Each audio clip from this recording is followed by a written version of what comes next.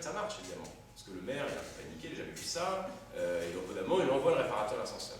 Bon. Et les gens ont compris, ils ont confiance. Ils ont confiance au type qui a organisé la chose. Et ils ont un sentiment d'appartenance. Ils ont réussi un truc.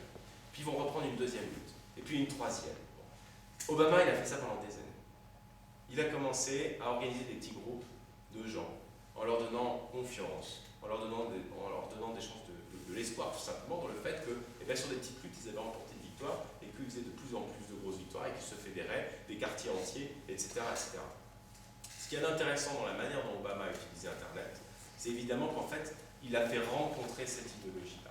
C'est-à-dire que si les gens se sont mis à rejoindre, à utiliser ça, c'est aussi parce qu'il y avait une culture de l'organisation sur des petits groupes, et avec ce dont je voulais vous parler tout à l'heure, avec des encadreurs, des gens qui ont été des managers, qu'on a appelés des community organizers. Alors, c'était quoi? C'est ces fameux officiers. C'est-à-dire que, en fait, entre la direction de la campagne à Chicago, sauf que c'était aussi à Chicago, mais là, ça n'a rien à voir dans la démonstration, il y avait en gros 400 ou 500 personnes qui étaient en haut à Chicago, qui faisaient les discours, qui faisaient marcher la machine. Et puis en bas, il y avait 1 million de personnes. Sauf qu'entre les deux, ils ont salarié 2500 personnes. Ces 2500 personnes ont été salariés. Ils ont dit, Obama, il a pris un risque, alors il se trouve qu'il avait, au bout d'un moment, il a eu énormément d'argent, mais il a pris un risque, c'est qu'il a baissé fortement la part qui était réservée à la publicité. Il a baissé de 25%. En gros, jusque dans une campagne électorale américaine, c'est très particulier aux États-Unis, mais ce qu'il faut retenir, c'est que jusque-là, 70% d'une dépense de campagne, c'était la pub. Et lui, il a ramené ça à, en gros, 50%.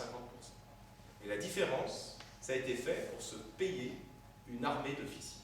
Et ces officiers, c'est des community organizers, du même mode que ce qu'Obama avait fait dans les années 80.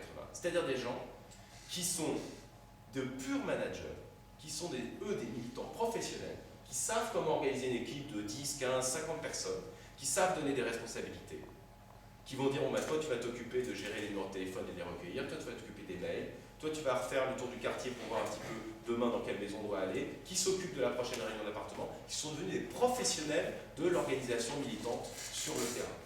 Et ils se sont formés et ils sont devenus entre 2500 et 3000. C'est eux qui ont gagné.